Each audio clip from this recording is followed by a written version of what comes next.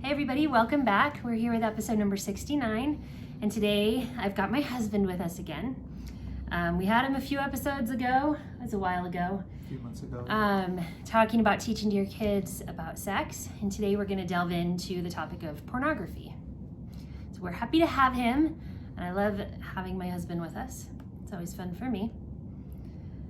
So why don't you go ahead and introduce yourself and what you do for those that didn't listen to the previous one.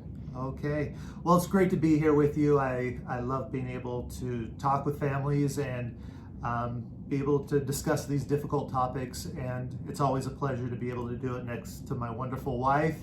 And so just by way of introduction, where I'm at, I work as a clinical mental health counselor, and I've been doing that for over a decade. I'm also a certified sex therapist. And so throughout my work, I've done a lot of work. Obviously, if you listen to the last podcast that I was on, we talked a lot about sex education and sexuality in general. But a lot of the work that I do as well is geared around pornography and helping youth, children, and adults work through problems that they may have with pornography. And so, in fact, I've probably been doing that longer than most of the other things that I've been doing in therapy. And so I'm just really happy to be here, happy to help. Just a little bit of my background as well. Sorry, I'm going to mute my computer because He's popular. People are texting me as we do this, and it's distracting. But yeah, I've been doing this for 10 years, and then as a certified sex therapist, I'm part of ASECT, which is the American Association of Sexuality Educators, Counselors, and Therapists. Up until about COVID hit, I was the Utah section head for ASECT, and so just kind of helping out with all of those here in the state of Utah. Everything's kind of on pause now, so who knows where we're at with those things. But like I said, I've been doing this for over a decade. I've worked with probably close to into the thousands now in terms of clients with pornography, and love being able to do this work. Most people think I'm weird because I love talking about porn. So we should have fun today. Let's jump in.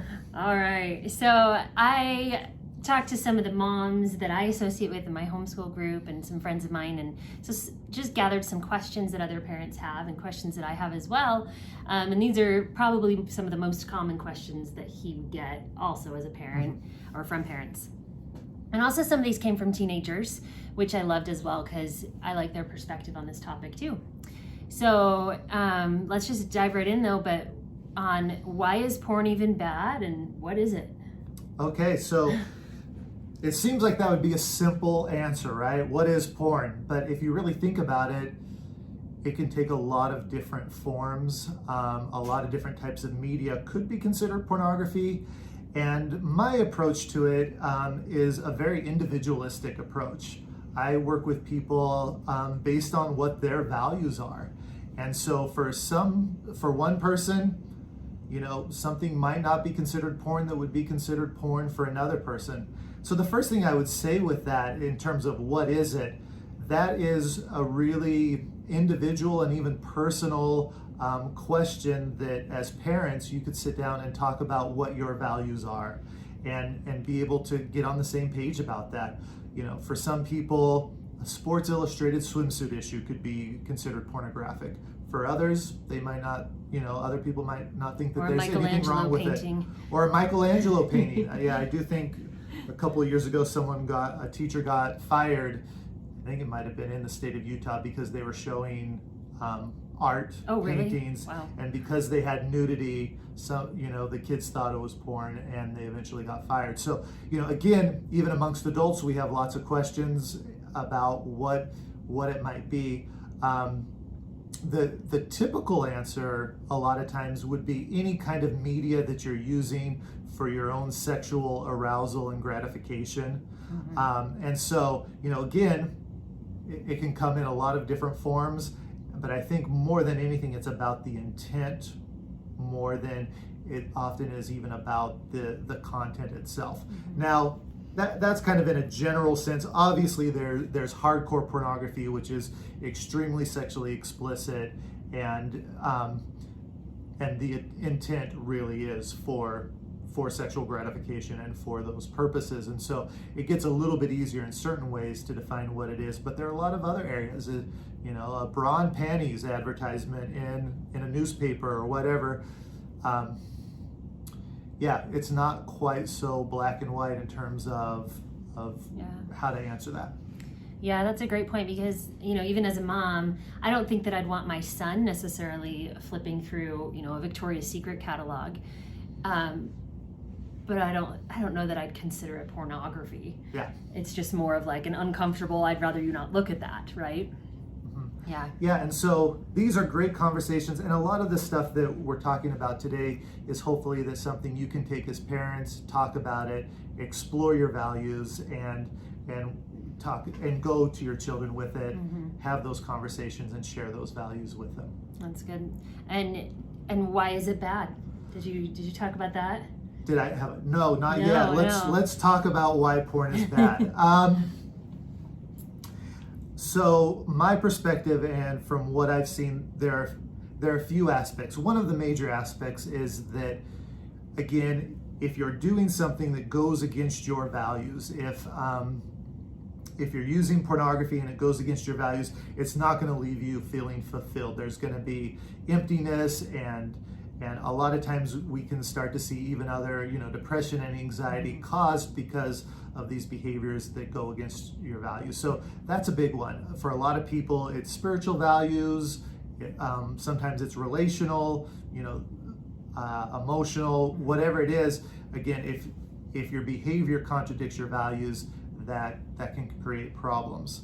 A couple of other more, even more specific ones, and if I can share a statistic with you, in 2016 there was a popular porn site that directed people to other pornography sites, and they did their year in review.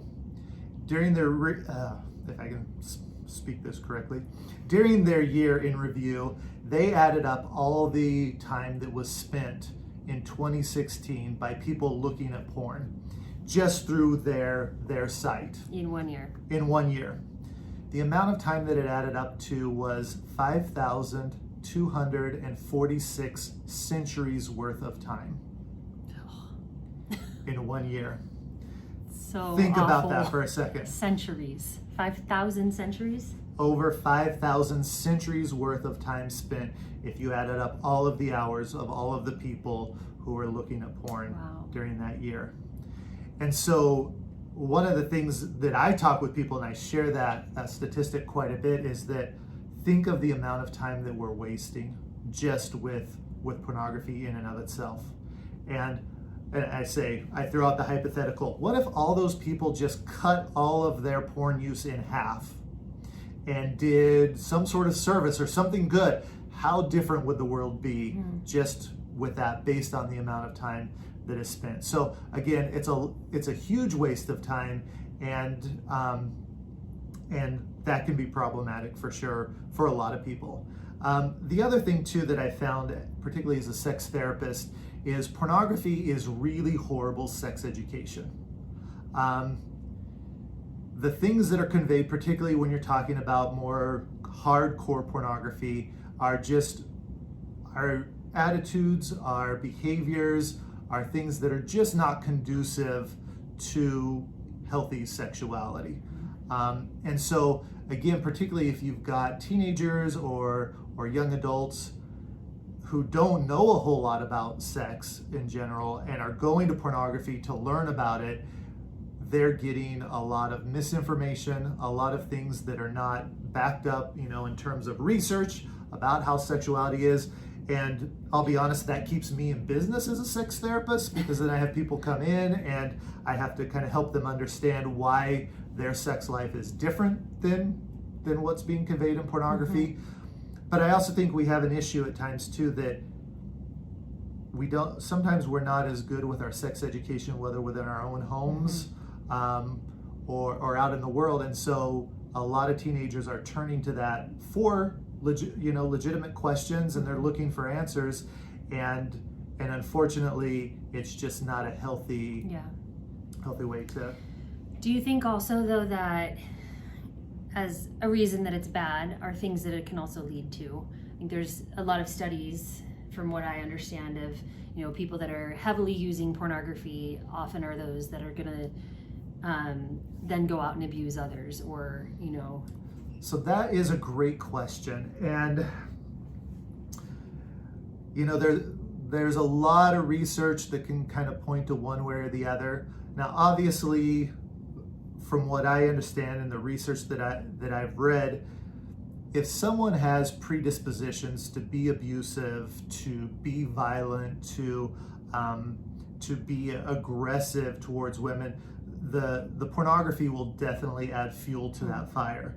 But we do want to be careful, because pornography use is happening to some of the greatest people who are around. They're happening to our children, to our our brothers, our sisters. There are a lot of great people who are struggling with pornography, and I think sometimes we have this idea that, okay, if they're really struggling with porn, it's going to lead them to being some sort of sexual deviant, and I have not seen that to necessarily be the case.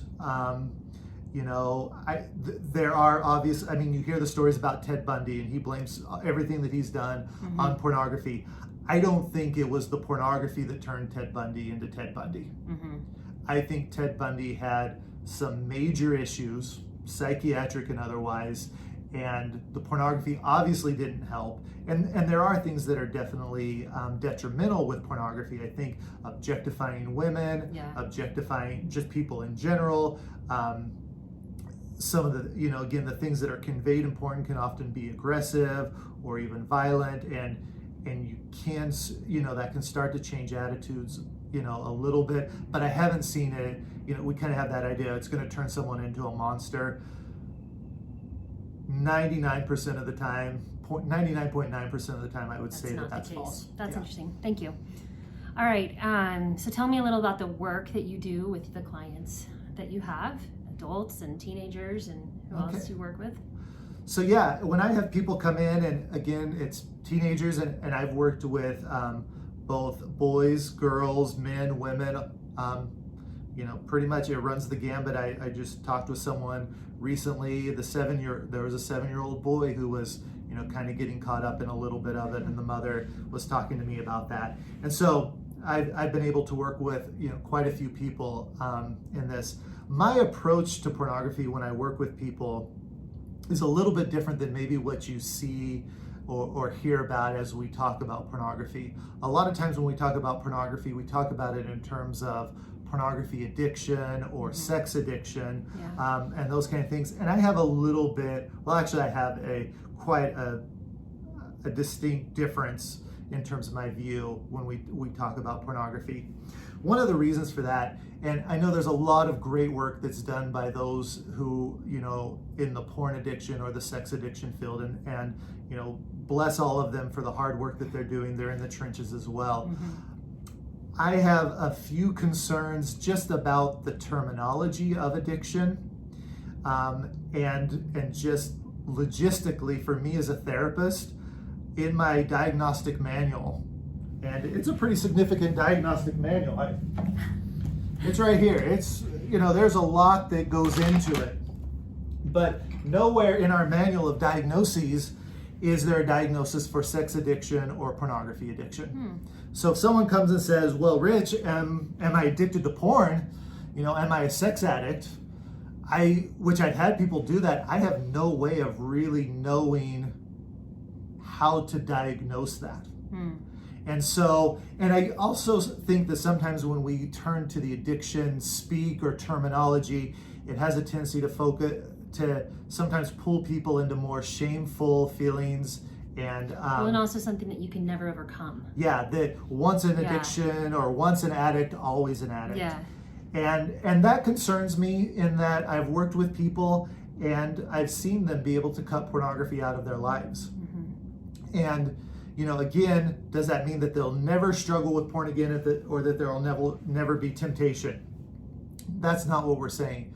But again, if it's always an addict, then that's something that's always hanging over your head. So my approach to it is I try to define it in terms of the levels of involvement with pornography, and kind of go based on just different levels, starting from, do you just accidentally come across porn? And what do you do if that happens? Is it just occasional use? Is it frequent use? And is it more of a compulsive use? Or maybe we could even, start to call that an addiction at that point. Again, although it's hard to know all of the diagnostic criteria. This, the distinction with these different levels, I think, is really important. If I'm working with someone who's using pornography compulsively day in and day out for hours a day, we're going to use similar tools, but our approach to it's going to be differently than someone who's looking at pornography once every couple of months. If I've got someone who's using porn every day, my first goal is to maybe get them to look at porn every other day. Oh, okay. That's, if I take that approach with the person who's looking at it every couple of months, that's just not going to make a difference. Yeah, it's not going to work. And so, and again, if it's every couple of months, that's a completely different thing than more likely than not someone who may be using that porn daily to cope with other emotions or other difficult challenges in their lives. And so again, we need to kind of look at that and understand it. And I will tell you again, more than 90% of the people that I've worked with fall in between the occasional and the frequent use, and they kind of just bounce back and forth between the two of those. I have rarely seen someone who I would classify as so compulsive about the pornography that it would be an addiction. Interesting. Thank you. So what about girls and pornography? We always talk about it mainly as a guy thing. Have you seen that to be true, or do you see the same in girls? I know there's trends now. That's a great question. For years it was like, well, porn is just a guy thing. And it's easier, particularly if we're talking about visual pornography, for guys to be pulled into that because of testosterone in our brains and in our bodies. We're more visually attracted to sexual images and cues, and so that visual type of pornography, obviously has a tendency to pull a lot more men in that way. But I have seen women who struggle with pornography, and their struggles are just as real and just as much as men who are struggling with it. I will also say that the pornography industry is looking for ways to start marketing towards women.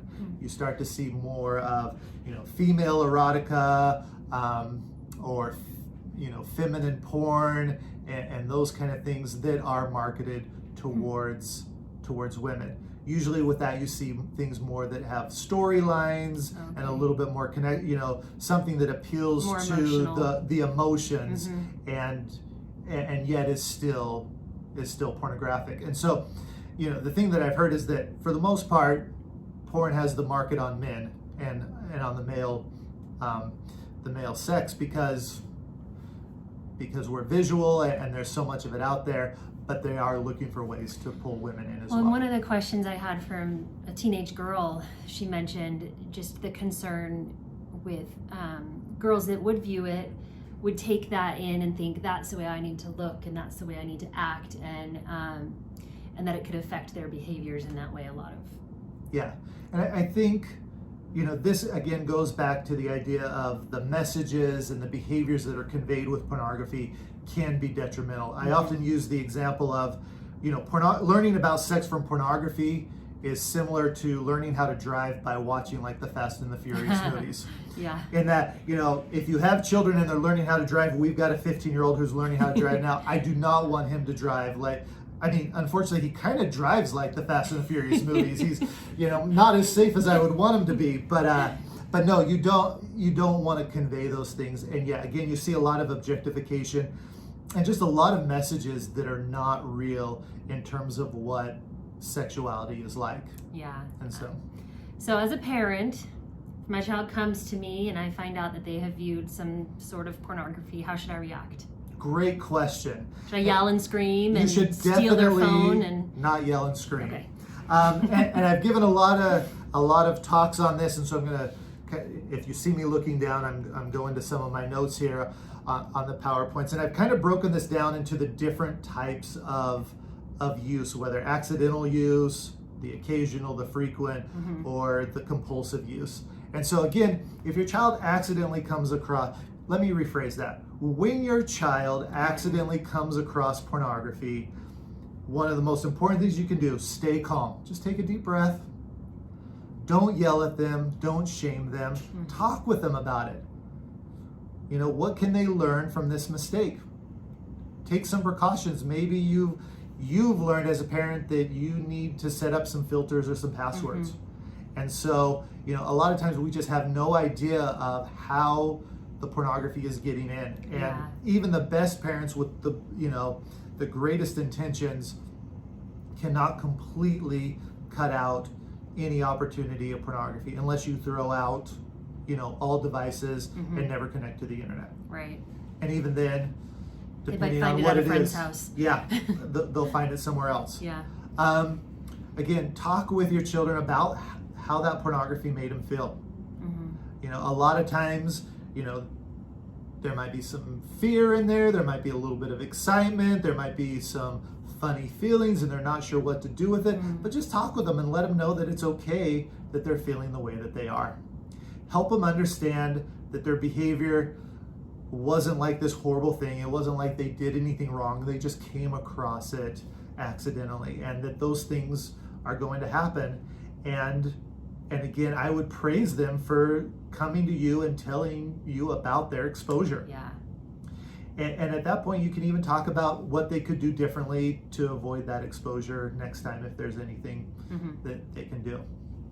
So that's if you come across it accidentally. Now again, if you have occasional use, this is where someone is turning to pornography intentionally, they're looking at things and it's occasional. The first few things, stay calm. Don't yell and don't shame them. Those things will drive your children away further and further if those have a tendency to happen. Assure your child that they are good people, but that this is a behavior that's not good, that it goes against your values, that it's something that is not healthy.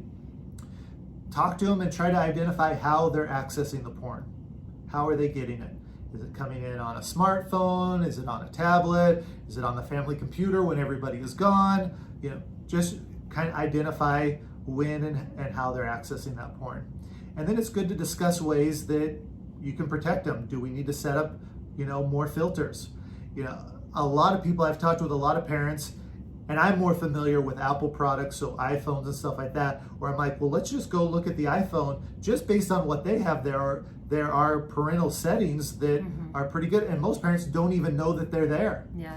And we can just go through that and in 5 minutes set up some things where there's restriction of certain content and those kind of things that would make it more difficult for porn to come in or for them to access that pornography.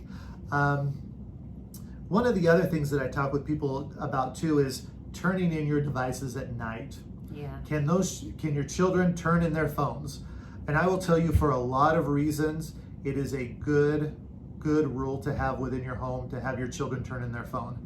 I'll tell you that a lot of the people, a majority, probably close to 70 or more % of people that I work with, if they would just put their phone in another room from 9 o'clock on, it would cut out 80-90% of the pornography use that they have. And so again, being able to turn that in, I think is a really good thing a rule to set up. It might be hard if you haven't done that for a while to get them to turn in their phones, but definitely something that's good. Aside from pornography, just along those lines with the phone, one of the things that I've seen with teenagers is that their friends are texting them all through the night. Yeah. And sometimes their friends are texting them that they're feeling suicidal or that they're doing all of these things. And that is a lot of pressure to put on a teenager in the middle of the night. And those kind of text messages, while I think it's good that the teenagers are reaching out to each other, I worry about my teenage clients reaching out to their friends for advice, because it's not always the best advice. Right. Yeah. And so again, if we can help them with that, then, and just, here's the rule: we don't have the phones in our room. All of a sudden they're getting better sleep, which is good for their mental health and really can help in terms of the pornography. So do you think that, we talk about filters and those kinds of things. Do you think it's better for parents to lock down the technology, give them no access to internet, or to give them the freedom and trust them?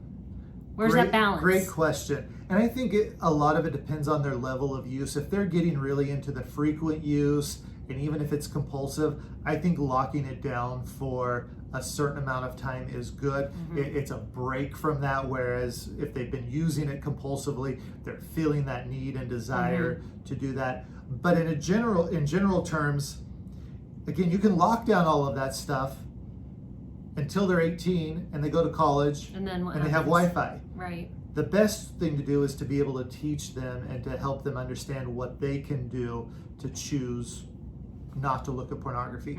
That goes back to your conversation about what your values are. I mean, if their values are, no, I don't want to look at pornography, then they can work on those things to be able to overcome that. If they're like, I don't care, I don't think there's anything wrong with porn, I mean, you can lock it down while they're minors, but they're going to go away and they're going to have their opportunity to look at porn. So it really is kind of a balance there.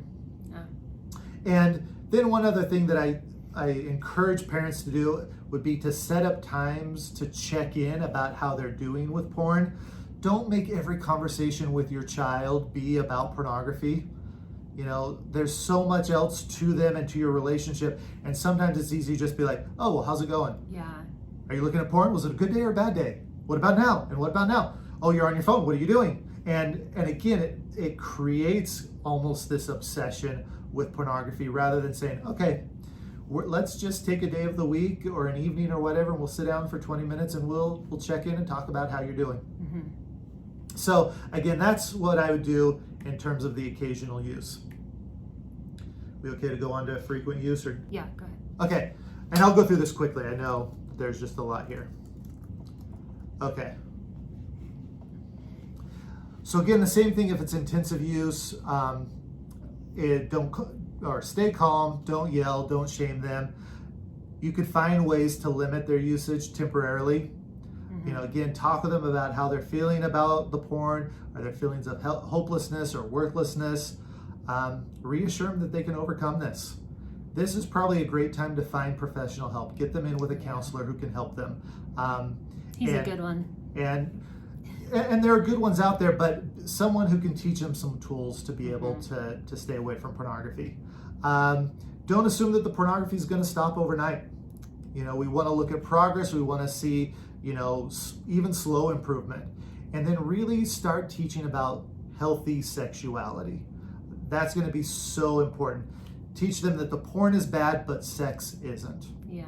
And so this was one of the questions I had from one of the teenage girls. She mentioned that often she sees the problem where kids they're searching for answers to questions and they're just curious, and that's how it can often begin. And so I think it's so important for parents to really be a place that they can come to be open and honest, and a communication source that's comfortable for them. Yeah. The worst thing that can happen, one of the worst things that can happen is that if a child has questions about sex, that they're going to go Google whatever that question is. And a lot of times that's how some of the pornography gets started with children. And so again, if you can be their source of truthful, healthy, comfortable sex education, you can come and ask me any question you want. What is this? What is that?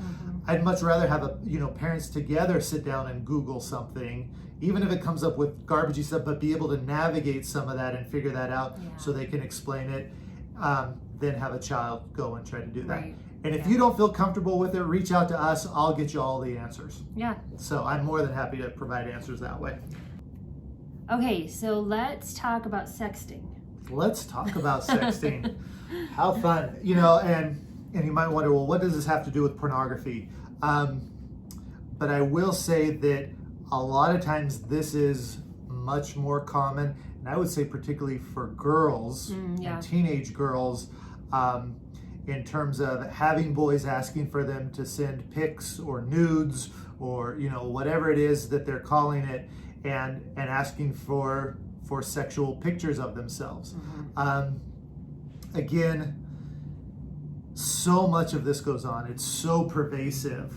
But if you really get down to the legalities of it all, if someone takes a picture of themselves naked, they've just created child porn if they're under 18. If they send it to someone, they've just distributed child porn. Wow. And if you're caught with it, it's possession of child porn. Now, this happens so much amongst teenagers.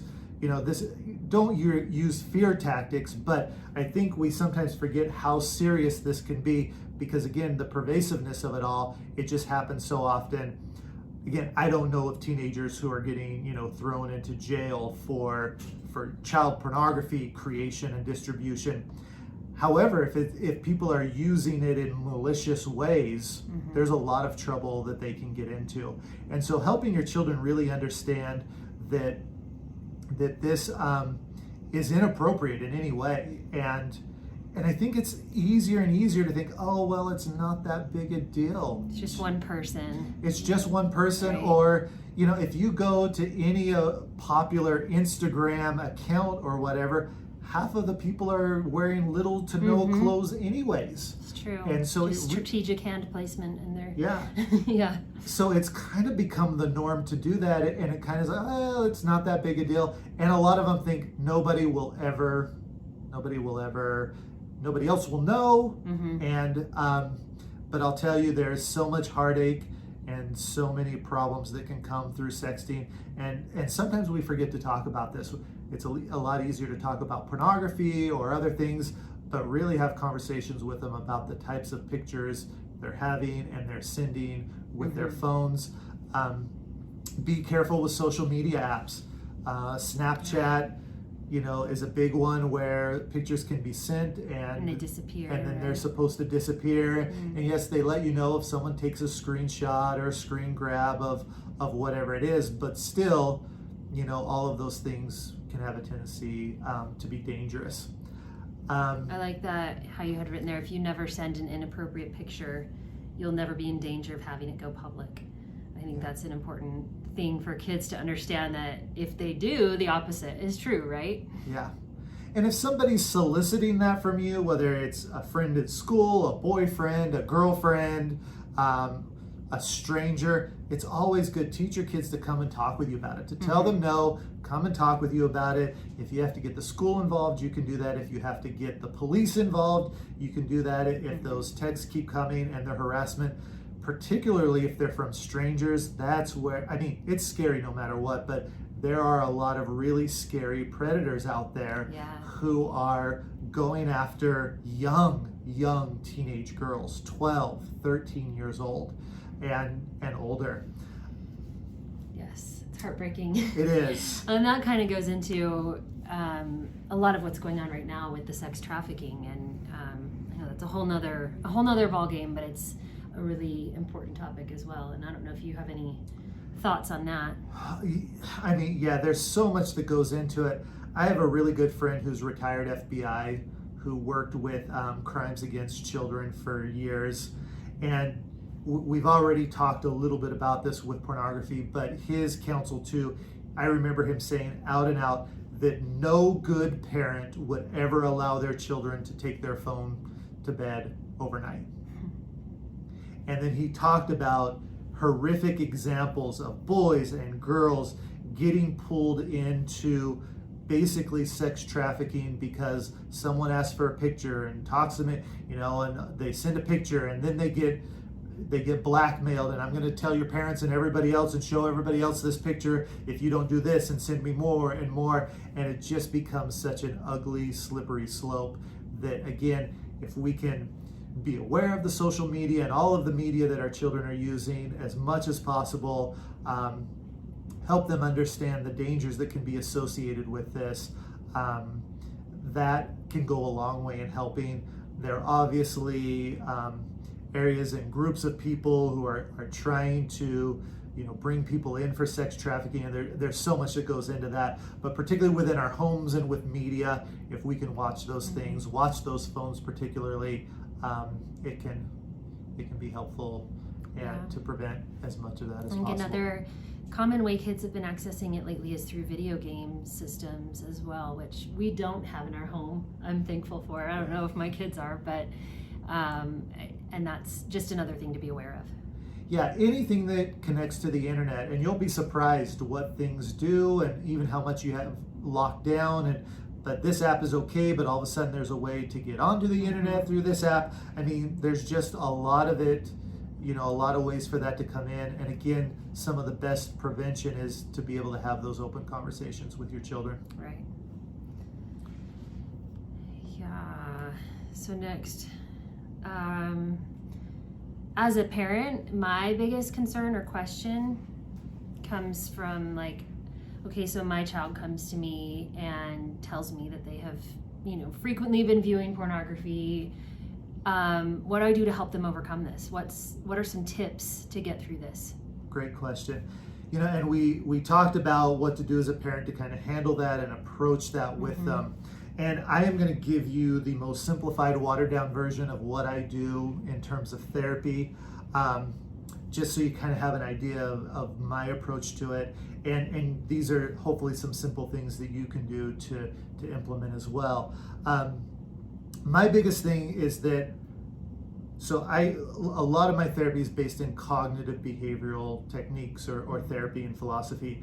And so a lot of that is just about, okay, how do our thoughts and our attitudes determine or affect our emotions and our behavior? So in the simplest terms, I help clients recognize what their triggers are for pornography. Are there similar or situational things that make them more vulnerable, and being aware of that so that they're not stressing about it all throughout their lives, but this is when and where I'm the most vulnerable. We recognize those things, and then we really hit heavily on what are the excuses or justifications that you make to use porn. And again, I go back to values, because most of the people, if not all of them, that I am working with, at least currently, they don't want porn to be part of their lives.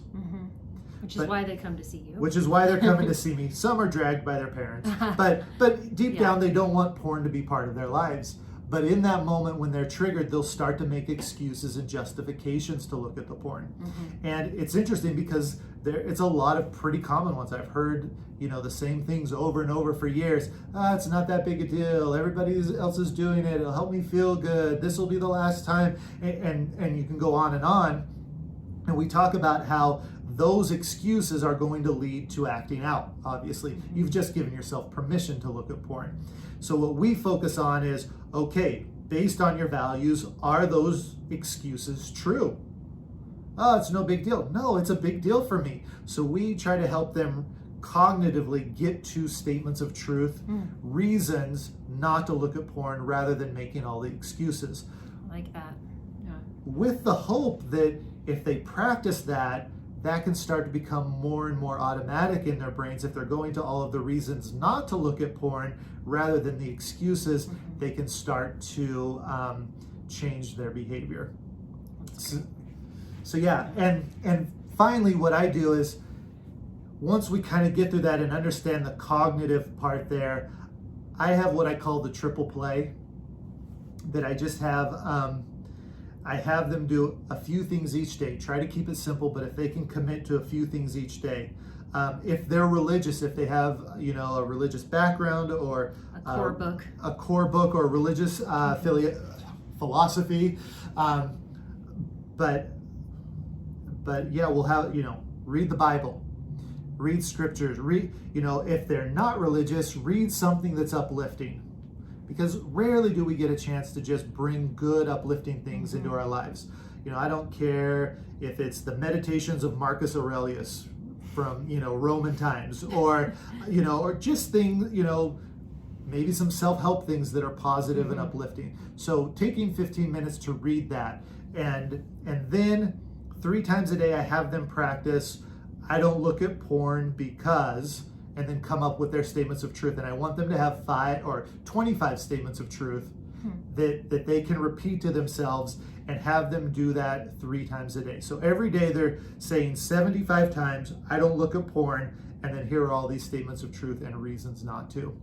And then finally, to be able to find a way to connect with family or friends, or just make a connection in some way. A lot of times, more often than not, pornography is a very solitary activity. People withdraw, they pull away from. Closed up in your bedroom. Yeah, family, friends, all of those kind of things. So if they can find a way to connect with someone, and it doesn't have to be, oh my gosh, come and talk with me because I'm about to look at porn. That's not what we're talking about, but just, let's have those connections. Sit down, talk with a parent, talk with siblings, talk with friends, but just have a way to find some good connection that can be beneficial as well. So I really have them practice that, and a lot of times if they can put those things into practice, we start to see a lot of good progress. Now again, that's ultra simplified at this point. That's usually an hour and a half, 2 hours worth of sessions where we're talking about all these things and going into depth, but it's kind of a little preview of what I do. That's great, thank you. So where should kids go when they have questions or are curious? That is great. And again, if you've gone to or listened to the podcast previously, I know that we addressed this a little bit, but it really is important for your children to understand that you are their source of sex education. And it's important for you to understand that you need to be their source of sex education and to be as comfortable as you possibly can with that. Otherwise, you start to have young kids, if they can't ask you a question, they're going to go ask Siri or Alexa or Google or, and a lot of times the answers that they're going to that they get there will have a tendency to lead them to more and more This just pornography. reminds me, I was having a conversation with Megan today at our park day, and she was talking about fears that moms are having about homeschooling, and she said this one mom was talking to her about how she just taught her child how to use a rifle and hunt. They went hunting and all this, this complex, difficult thing where a gun is a very dangerous thing, and yet she was comfortable teaching her child that. And yet she wasn't comfortable teaching her child how to read or something, that is not life-threatening, may seem hard and overwhelming. She said, how can you be comfortable with that, yet not this? And I feel like that's the same kind of thing. Like, if all the things that we can teach our children, yes, this feels scary and big and dangerous and whatever, but it's really important. And it needs to come from you and your own values. And I'm going to correct you a little bit. A gun is not a scary, dangerous thing. Oh, well, I disagree, but... It's... But like sexuality or like guns, I mean, it's obviously something you want to take serious, you want to be able to talk with your children about, but it's the use of those things that can cause pain and can cause harm. Whether it's a firearm, whether it's a computer, whether it's sexuality, it's those things. And so again, as parents, we might feel that fear like, I can't talk about sex, but we can. I mean, I'm guessing most of us had sex to have our children. So, I mean, that's not always the case anymore, but most of us, we're at least familiar with it, but it is really crucial to be able to have those conversations. Your kids are going to ask you things. There are things that come up in TV shows and different things where they might wonder what something is. And again, if they're just Googling it, there could be a lot of detrimental things that are out there. And so I often encourage parents, I mean, at the very least, sit down together and be the ones to Google it and kind of search through it.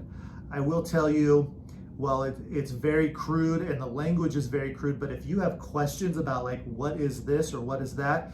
And I'm going to be honest, I'm a sex therapist and I've heard a lot of things, but there are still terms that come up that teenagers and young adults and people use. There is a place called Urban Dictionary that you can go to, and I will warn you, I mean, they are very crude and sometimes, the definitions are not very good, but it'll give you a definition of what some of those things are. And I've gone to that various times when I've heard of something, I'm like, I'm not familiar with That's that a new term to me. And so as parents, that is an option that at least it can give you some information about what they're talking about, and that way you can say, okay, well, so what they're talking about here is a slang term for this, and you can give them the information you're comfortable with them having.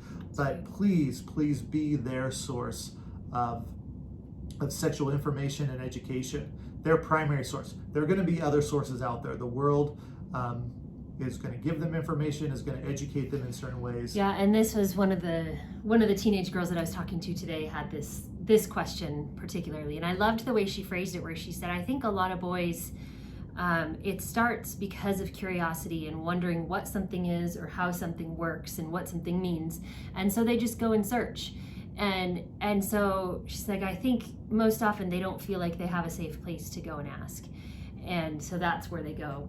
And I know that that's probably true so often, and I hope that our kids will feel that we are a safe place and that they know that they can talk to us, and I think that happens with the way that we communicate and interact with them on these topics.